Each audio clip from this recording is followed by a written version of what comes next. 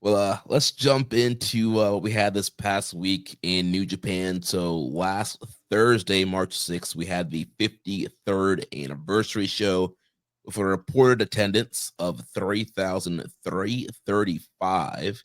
And how this compares to other OTA dates. So this is Ota City Gym. We had New Year's Dash this year was at OTA with 2,348 attendance. 2024, the anniversary show was also in Oto with 3,008. In 2023, we had 2,020 in the building. Then I went back to 2019. We had 4,000 in the building in Ota City for the anniversary show. So, and that was pre-COVID. So, I mean, this year's number very strong, ahead of previous Ota dates in the last couple of years, and then right up there with the 2019 show. Yeah, what can you say? Hiroki Goto over. The Goto Revolution. Man's a draw, at least on this level. So that's good news. You know, that's those are strong numbers and you know, kind of refreshing to see. Yeah, so very good stuff there. And yeah, you know, people questioning Goto winning a title. You look at the house at New Beginning in Osaka, you look at the house here, it's like, I don't know. That seemed like the right call to me. The real test is going to be, Jeremy, when we find out when the pop stop. Mm. What was that? What was the deal with that? It was something about it was like an AEW thing. Yeah, when AEW first started, you know, they were doing all those crazy sellouts, and then all the FDS were like, well, just wait until the pop stop. We'll see what happens. Well, you know, they kind of did, and we did see what happened. So, well, I mean, it took like 5 years. So, but yeah, so good attendance here. So the anniversary show opened up. We had the NJPW World Television title match. It was open challenge, first of El Fantasma's open challenges, and Master Wato was the one that answered the challenge here. So they had a matchup with ELP defeating Wato in 14 minutes and 6 seconds, so right up against a 15-minute time limit for the TV title. I gotta say, on the one hand, it's a little bit disappointing that Wato is the guy that came out. And that's not like hate on Master Wato necessarily, but it's also like you probably could have advertised that. You know what I mean? Yeah. Because there's nothing wrong with Wato being a challenger for the title, and there are some positives there. I thought the match was very good, and I thought the idea of having fresh young talent from other divisions in an open weight title, that's all positive. And maybe I don't know if this was a situation where there was originally intended to be a bigger surprise and then it fell through, and so then they had to fill the gap. Or maybe it was a situation where they didn't want to build any sort of story around the idea of Wato getting that shot. So they use that as a storytelling device, and that's possible too. But I feel like with the TV title, it's sort of like this kind of entry level. I don't mean to say this in a diminishing way, but it's kind of open to everybody. So I don't think you don't have to do much to be someone that's qualified to challenge for that title. It's a 15-minute time limit television title. So I think they could have advertised that. And because the risk that they ran, and for me, what kind of ended up happening was you say X is coming in, you don't know who it is, and then it's just Wato, and then you're kind of disappointed. Whereas I could have tempered my expectations a little bit more as a fan if I just known it was Wato. I don't think that I'd be necessarily complaining that it's, you know, Hirai Kawato, you know? Yeah, I think what they're trying to do is just like the normal kind of like the TV title open challenge, similar to like what we see with the TNT title in AEW, where it's just like every week you don't know who's going to answer the challenge. It's open challenge, anybody in the locker room. It could be an outsider. You just never know. And so hopefully this is the first of this thing with ELP's title reign, and every maybe the next few defenses will be this mystery, and maybe yeah, it will be a Watto or a TJP or somebody of that level. And then next thing you know, 4 defenses in, somebody from an outside comes in. And I think you can build intrigue slowly over time if they keep doing this. But if this is like a one-off open challenge, it's Watto, and then all other defenses are kind of like known, which I guess based off the New Japan Cup, it does kind of seem like we kind of know who the next challenger is going to be. Right. So I feel like he needs to do, after, depending on how that match goes, like he needs to do more of the open challenges to make it feel like it's a thing of, all right, we know it's going to happen every Phantasmal defense. We don't know who it's going to be, but it's kind of his thing instead of it's kind of a one-off. Oh, well, we thought it was going to be something cool, but it was just Watto, and there's never an open challenge again. Yeah, I mean, it very much seemed like they do intend to continue with the open challenge gimmick, like you mentioned. To me, though, I was sort of in the mindset that you had brought up, where it's like we're getting ready to go into the New Japan Cup. Like I thought this was a one-off sort of situation. Like, yeah, he's calling it the ELP Open Invitational, mystery challenge, whatever the fuck it's called. But I truly thought it's not a gimmick that's going to continue. I just thought like this is an excuse to bring in XYZ person, whoever that might be. But you're probably right. They do need to continue it. But at the same time, the calendar is not always conducive to being able to do something like that, especially during tournament seasons when you have G1 and New Japan Cup sort of dominating the calendar year. I mean, I guess the rest, and then also other tournaments, like when you have Super Juniors and you've got World Tag League, unless you want to have a title defense, I guess ideally during the finals, then that's possible. But by and large, it's not always easy for them to have, open challenges because, with Western companies, they have weekly television. It's easier to kind of do that sort of thing. Yeah, I guess, if he's not going to be on a Super Juniors tour, maybe if he's doing outside dates, if he's going to like Maple Leaf Pro, or if he's going to AEW, GCW, he can do some like open challenges abroad, and then you get some outsiders kind of in there as defenses, and then come back.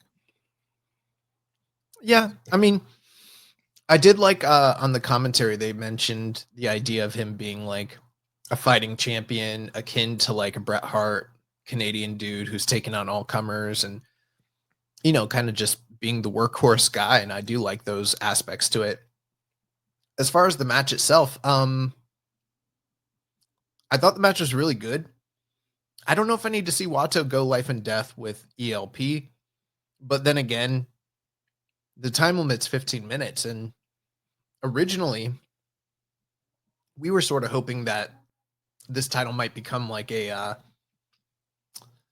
high speed sort of title, and it hasn't really evolved into that. What's kind of happened for the most part is guys just continue to work their style in a condensed version, but a majority of the matches go anywhere between 12 to 15 minutes no matter what. And I guess part of that is nobody wants to do the quick clean job, and you want to make everybody look strong and everybody gets their shit in, and that's fine. But from a creative standpoint, I do think that there is a way to work this style of match that differentiates itself from the other styles that are exemplified by the other titles. And none of the guys have really mastered that up to this point, where their matches truly feel different than everything else that's on the card. It really, for the most part, it just feels like very a condensed version of their regular matches. Same thing here. Like, I thought they worked really hard, and I thought the match was entertaining. I don't really have any complaints about it, but more so a complaint about the direction of the title long term, because the title is supposed to be unique and it should be presented in a unique way. I think that the guys working those matches should work them in a unique style, and by and large, it's kind of still just the house style in a 12 to 15 minute format. Yeah, I think there could be a little bit more urgency with these matches, and it's really emphasize the time limit of like, all right, these guys, they're used to 20, 30-minute, hour-long time limits. Now they have a fraction of that. Like, they have to move a lot faster, go for more pinfalls, try to hit their finisher faster. There should kind of be that kind of intensity, that urgency to end the match faster. Yeah, because I mean, a 15-minute time limit, like you mentioned, these guys are used to being booked in matches that could prospectively go a lot longer, and oftentimes do. So there should be more urgency. Kind of similar in some ways. Like if you think about the way that G1 matches are worked, and there's a lot of uh, interplay between the different tournament nights and the interwoven stories and the strategies that are being employed, and like the two guys wrestling on night 8 is not the same thing as them, having a month to build to a match in May. It's just a completely different style of match, and the way they build it and they work it and everything like that. That's kind of how the TV title. I think ELP's doing a good job with the title. I think he's over. I'm not criticizing him per se, but I do think that there should be a little bit more thoughtfulness to the creative side, what you could be doing with that belt. And it's not just him. Like, I don't know necessarily that I feel like any of the champions prior to him, including Zach, including Cobb, even though they, Tanahashi, Matt Riddle, all of them had good matches and everything like that, but there just hasn't been that niche carved out to where you're like, this feels like a necessary title with a reason to exist, and it's a break from everything else that's going on in the company. Yeah. But overall, yeah, I really enjoyed the match. I thought they worked really hard, like you said. El Fantasma busting out top rope moonsault to the outside on Watto. Watto had a lot of really great near falls. Hit his big German suplex. Hit the Mente. He was going for the RPP and couldn't nail that. And Phantasma was finally able to hit the Thunder Kiss 86 towards the end there to get the pinfall win on Watto. Yeah, Watto hit basically everything, like you mentioned. The only two moves he didn't go for the Tenzon Tombstone. I don't know if he can hit that on ELP. And he missed the RPP, which is like, I don't know what the deal is with that. Like it's starting to feel like he's just never gonna land that shit. But I liked the story that they told, that the last time Watto was in this building was when he was winning the Best of the Super Juniors, and then I liked some of the comments that Zach made where he basically said, like, so far in his title reign, he's beaten, an Olympic freak juggernaut wrestler and now the best of the Super Juniors. So he's kind of giving certain accolades to the guys that he's defeating that kind of showcases the strength of his run, which is cool. Yeah. So following that, we go into a bunch of New Japan Cup previews. We had the return of Bad Luck Fale and Chase Owens to Japan. They defeated the TMDK team of Hartley Jackson and Ray Oiwa. Bad Luck Fale here getting the pinfall over Big Jag. Fale and Chase, they have not missed any meals. Well, I saw Fale today. He posted on X. He posted, him. He's like, when you're in Japan, you got to search out the best buffets. And he's wearing a shirt that says, I came here for the food. Yeah, we could tell. That's in a certain way. Like, I'm not like a body shamer or whatever, but I remember that time frame where he had lost all that weight and was the trimmest and slimmest that he had looked since, before the Bullet Club days, or like the early Bullet Club days. And that was really cool. And then we haven't seen him in a long time, and he came back, and this is easily by far the biggest I've ever seen Bad Luck Fale. And I mean, it was evident. Same thing with Chase. Chase is big. This is the biggest he's ever been. And for all the I guess I won't get into it, but for all the insinuations about what, the role that he plays within the company and what he's supposed to supposedly facilitate and everything, but for him to kind of look the way he does just seems, I don't know, counterintuitive. Yeah. So yeah, this is fine here. Fale and Chase getting win. Former tag team champions. Yeah, Chase said something in the post match. He was like, I haven't seen this man, and I think he said 2 or 3 years. I can't remember, but he was like, we haven't missed a beat. And I'm like, miss a couple. I don't know. Yeah, and with the lack of current teams, I wouldn't be surprised if they end up challenging Naito and Hiromu at some point. Shit, they might win that shit. Hey, yeah, grenade on Hiromu. Bad luck fall. That's all Yeah, it takes. One yeah. package pile driver.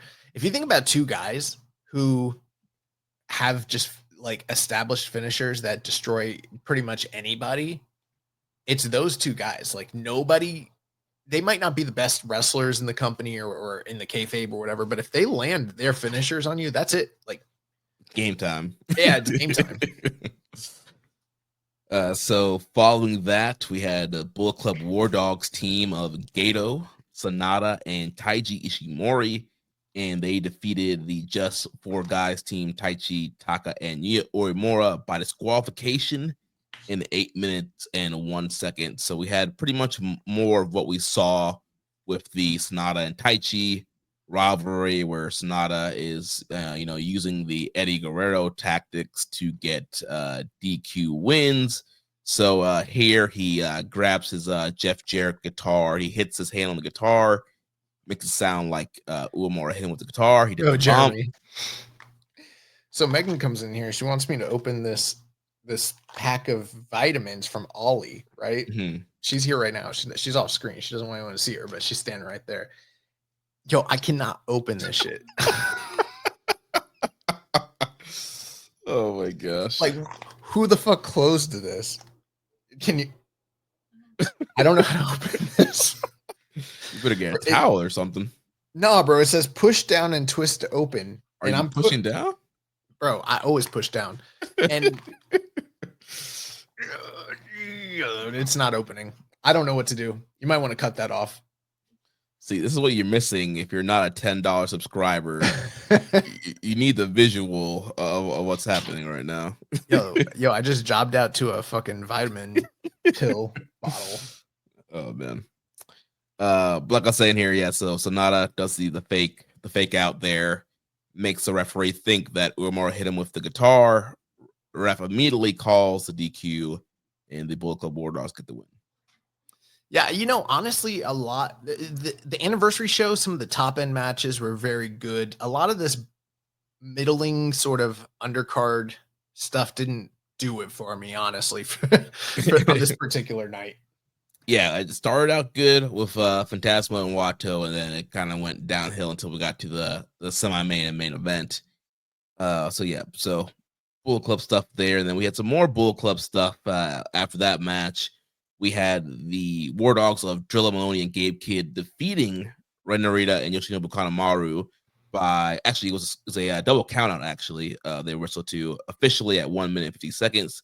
But what happened is you had Narita and Kanemaru coming down to the ring, and then we had two men, all dressed in black mask, black hoods, attacking Narita and Kanemaru. And of course, it ended up being Drilla and Gabe Kidd, and they proceeded to have a crazy wild brawl up and down the arena. Refs trying to get control, can't get control, and they're just brawling. And then finally they get in the ring, but then they literally go right back outside, start brawling. Ref does see the 20 count and the double count out. And I'm like, what was the point of even getting in the ring and starting the match? Like, they should have just threw it out completely and just say this match is not happening.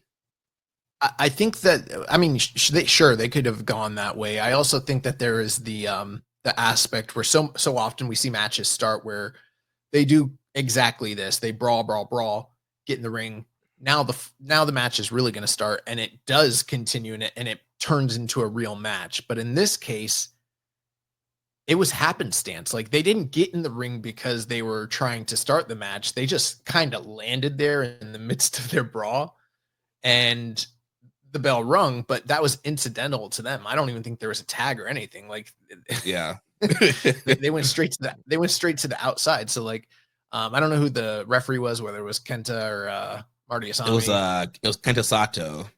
Yeah, Kenta Sato. But he was like, "All right, they're fucking here. Let's go. Let's do it. Boom, boom, boom." And then they're right back outside. So this has been interesting too, because I don't want to relitigate the whole Bullet Club Civil War thing, because long time listeners know that this has been something that's been teased and discussed ad nauseum for literally like 7 years, so even though this is the newest iteration of this, it's kind of always been teased, speculated. There's been all sorts of shakeups and breakups along the way.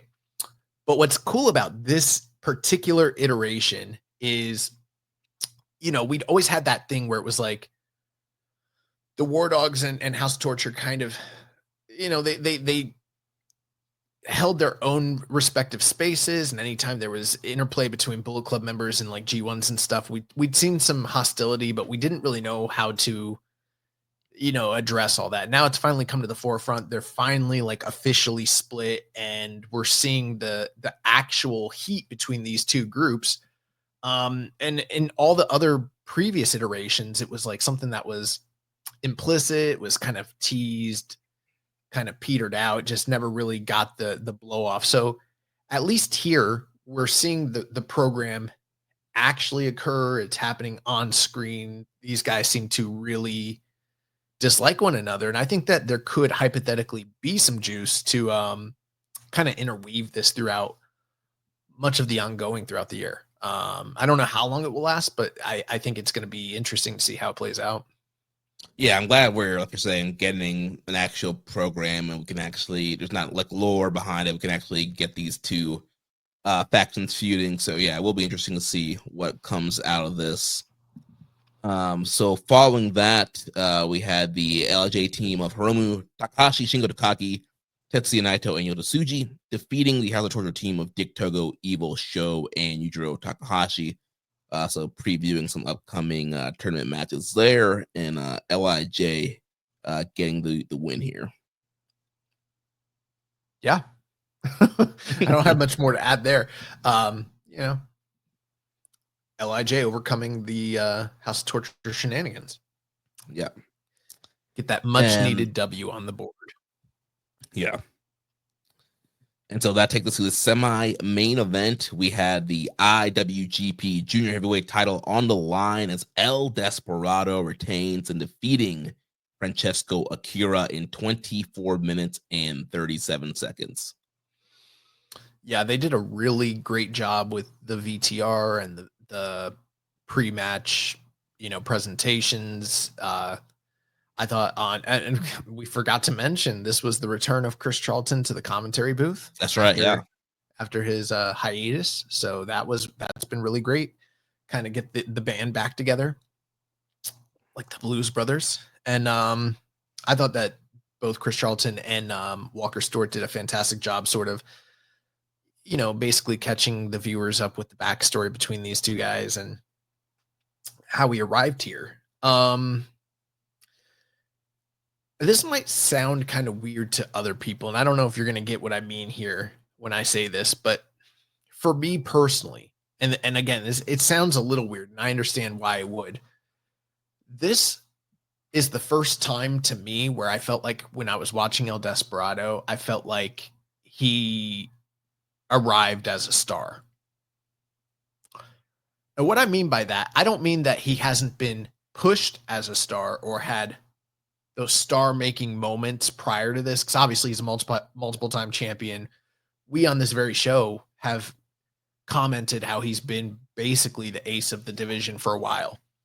But even with that being the case, every time I ever watch El Desperado, I think he's a very talented guy. I think he makes great crowd connections. I think he has a lot going for him, good look. But I never feel like when I'm watching him, I feel like he's the fucking man. If you know what I mean, like he just doesn't feel like a guy where I'm like, the only other time where I felt like maybe he felt like the dude is in some of those like death matches, like with Moxley and Jun Kasai. Yeah. But in this match, for whatever reason, like the look, he's got the Shawn Michaels little fucking braids going with everything that he's got going, the choker, very much like a late 90s sort of influence to what he's kind of rocking with right now. And then the way that the match was worked with him essentially just being ultra confident on top, decimating Francesco Akira, who is the quintessential white meat babyface underdog. Mm-hmm. He just projected for the first time to me watching him like yeah, this is the fucking dude. This is right now the Jushin Thunder Liger of this current generation in this era. That's how it came off to me, where it's like, yeah, Doki had a fantastic run, but like, I don't know if when Doki comes back, he's gonna be able to fuck with this dude. I know he beat him once before, but that was then. This is now. I don't know, bro. Like, he's the fucking man right now. Yeah, he's definitely having a good run here, and I love this match. I thought Akira looked great as well. Came out, new music, new entrance gear, new nickname. Now the Crown of Fire instead of the Noah Fireball, and yeah, I thought his presentation was great, and he's been getting jacked lately, and yeah, I thought he looked like a star as well in this match, even though he was kind of like the underneath underdog babyface having to sell a lot. I thought he looked great and I thought his selling was just awesome in this match. They told the whole story going back to their Super Junior match a couple of years ago with Despy attacking the knee and, Payne, he was in that match and kind of reliving that here. And Akira just fighting and desperate, getting to the ropes, having to fight out of the numero dos so many times throughout the match. I thought he did an excellent job selling that.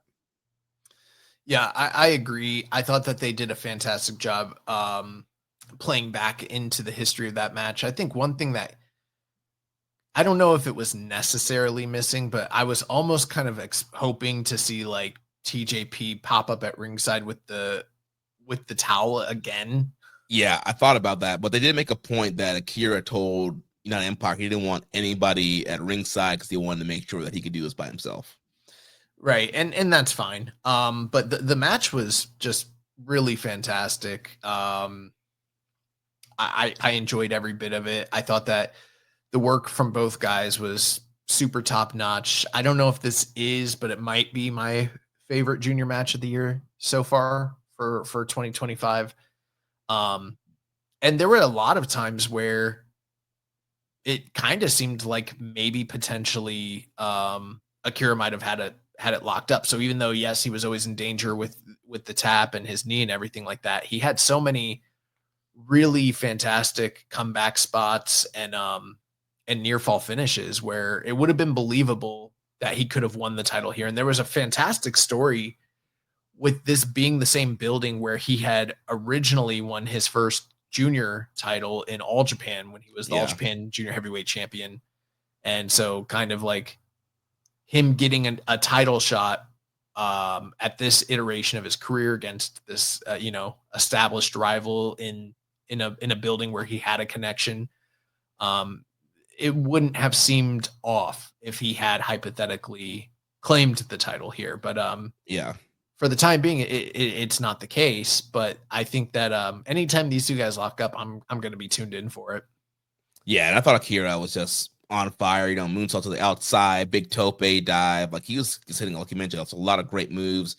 He countered the numero dos into a Canadian destroyer at one point in the match. That was awesome. And yeah, so he's hitting all this big stuff. He was hitting the fireball, and I love there was one moment where like I love the adjustment he made where normally he would do like the Kira clap before the fireball, and like the second or third time he went for it, he didn't do the clap. He just went and hit it because he knew that hearing the clap gives it away that he's going to do the move, and so he was actually able to hit it. So I thought that was cool. And then towards the very end, he was getting ready to hit it again, but the knee gave out, and that was all the opening that Despy needed to once again lock in the numero dos, fully lock both hands in, and he had no choice but to tap out.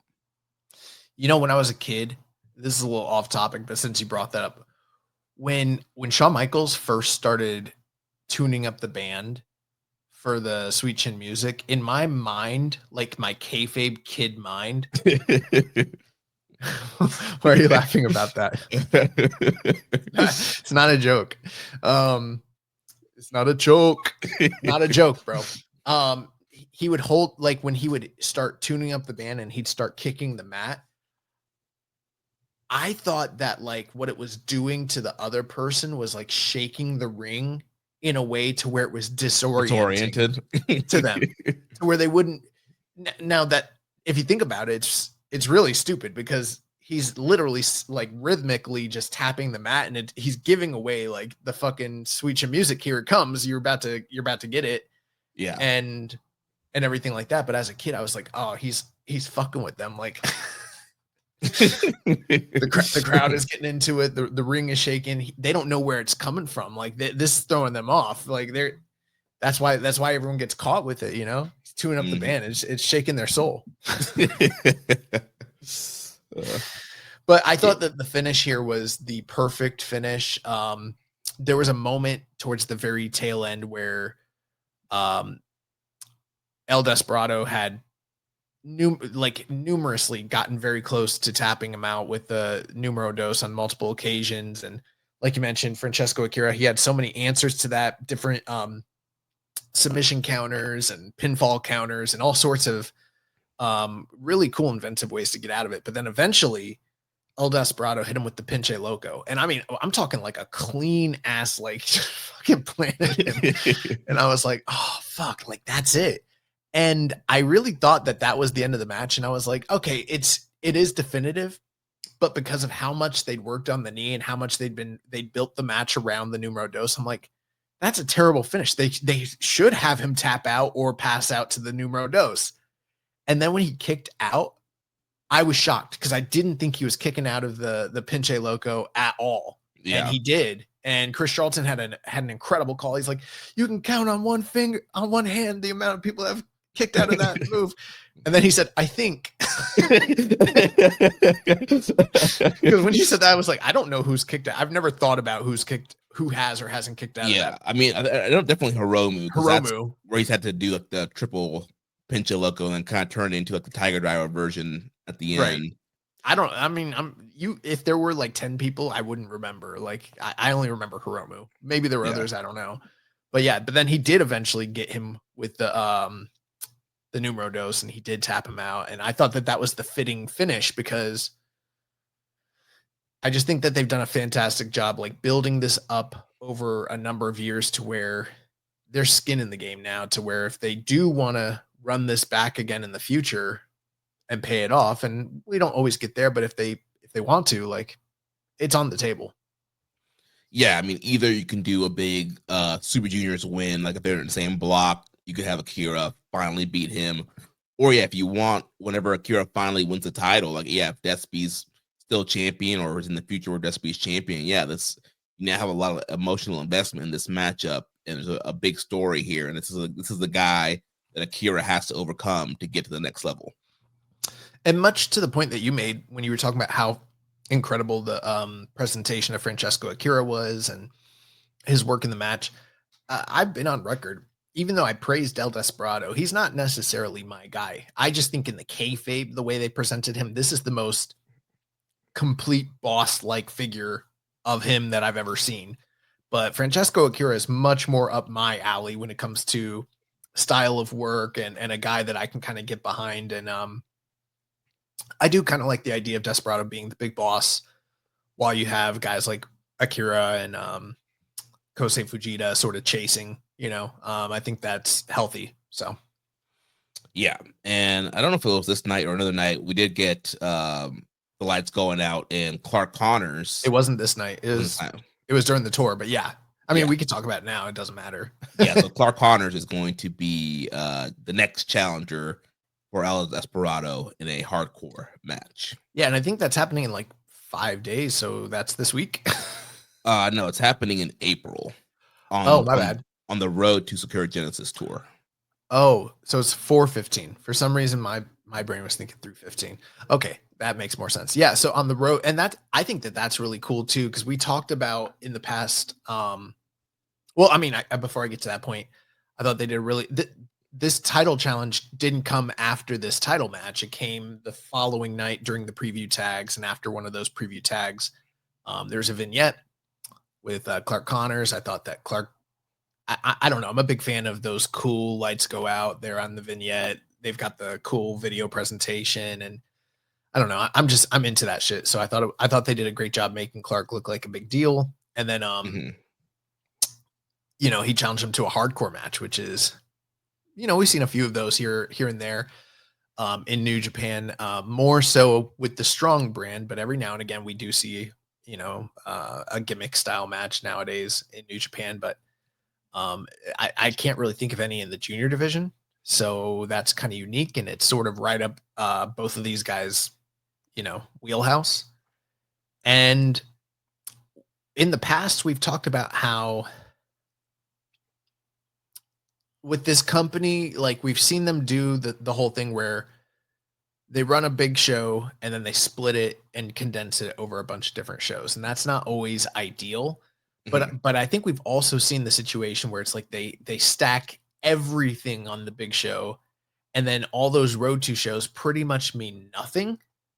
And we've kind of complained, been like, well, this champion's not doing anything, this champion's not doing anything. Why don't we have stuff that's meaningful happening on the road twos, especially in some of the bigger buildings? And that was something that I think Tanahashi and management, even going back as far as like 2 years ago now at this point, had said that that was going to be more of a focal point for the company. So I like the idea that they're doing that style match in the week leading up to the big show, but it's still occurring on a Cork and Hall.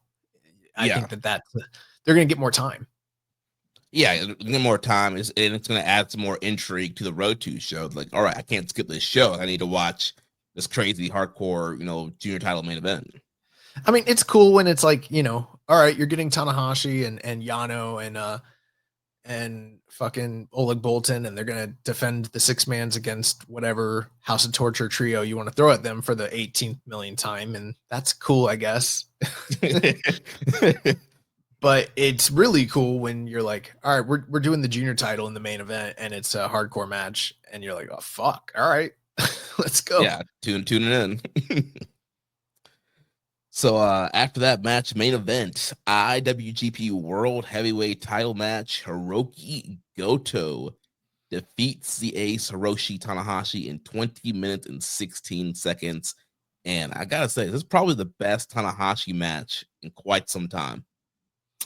Yeah, I was gonna say this is probably gonna be the best from a singles match. The last time I think that you probably saw anything on this level for Tanahashi was like those couple Okada matches at the tail end of his run. Mm-hmm. Like when Okada had his final singles match against Tanahashi, or they had that IWGP title match in California the year before that. It's few and far between where you're actually getting solid, Tanahashi matches, and that's what Mm-hmm. I thought that I don't want to overpraise this and say like this like was a notebook worthy match. It wasn't necessarily on that level, but I thought it was very, very good. I'd probably go like 3 3/4, bordering on 4. Oh, Which is it's in a notebook for me. Oh, really? I'm like 4.25 on it. It didn't get quite there for me, but I could see why it might. I for me, the style of work that was done here was basically just typical classic New Japan house style pro wrestling. Mm-hmm. Nothing too crazy, really, if you think about it. I mean, this was any number of Goto or Tanahashi matches, maybe slowed down just a tad for Tanahashi. There wasn't anything too crazy, but with the crowd, the atmosphere, the background between these guys, the history, the story, the emotion, and what it really meant. And then to kind of see Tanahashi, I mean, Tanahashi definitely had his working boots on. Like, there's a big difference between him struggling to do O'Connor rolls and to, get up for a high fly flow just, last month with Makabe.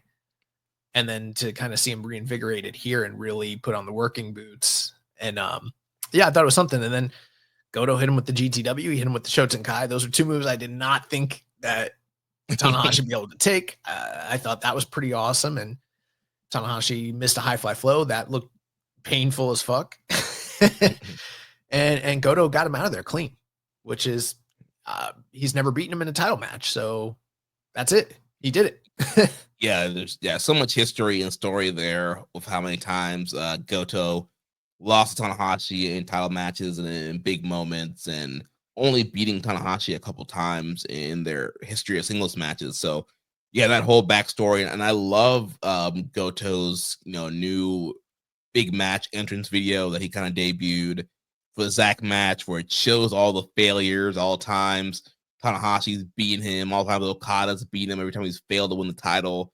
And now that they added the wrinkle of him like winning, beating Zack at the end of the video, then his song kicks in, and like it's just a great kind of epic build up to that. And yeah, he looked great. I thought Tanahashi looked really good in this matchup. I love Tanahashi hitting an Ushigoroshi on Goto and kind of trying to do some of Goto's moves to him. And of course, you had a lot of great sling blade counters. Tanahashi working the leg. Of course, the Dragon Screws and getting the Texas Cloverleaf for some near submissions. And then, like you mentioned, Goto hitting a lot of his big moves, Shoten Kai, GTW, on all his GTR variations until towards the end here, reversing Tanahashi and able to hit the GTR and just kind of put Tanahashi away. And then post match, they're cutting the promo. Tanahashi gets the mic and it's time. He said it's time for Goto to lead all of New Japan. He's talking about Hontai and Chaos. He tells everybody to come out to the ring, and so all Hontai and Chaos in the ring, and pretty much they made it official that Chaos is now folding into Hontai, GBH falling into Hontai, and they're all going to be under the lead of Hiroki Goto. What about Blue Justice Army and Taguchi Japan? Are they also? Yeah, all that. All that. So here, my biggest thing with this is how the fuck can you say that Chaos is folding into Hontai when the most diehard member of Chaos wasn't fucking in the ring or present to put his stamp of approval on it? Leo Rush? Exactly. I mean, he was in that he was in that faction video that got dropped on Twitter a few last week. That's why we both run this show together. We're on the same wavelength. Other people are probably like Rocky, Okada. Who the fuck are they talking about? Leo Rush. How this man said he's Chaos till the day he dies for life. How can you be Chaos? How can you be Chaos for life if there's no fucking Chaos? So I don't think he would sign off on that. I'm wondering if he even knows that this has happened. Yeah, it'll be hilarious when he comes back to New Japan. He's like, yeah, Chaos. And they're like, bro, no. So yeah. No, I do think that there is the interesting wrinkle, and it's the big elephant in the room. Most of Hontai came out. I mean, obviously, I think you could probably pick particular people that are associated with these groups that maybe weren't in the ring for that moment. Maybe they're not on the tour or whatever. But the big omission, the big elephant in the room is there was no Shota Umino.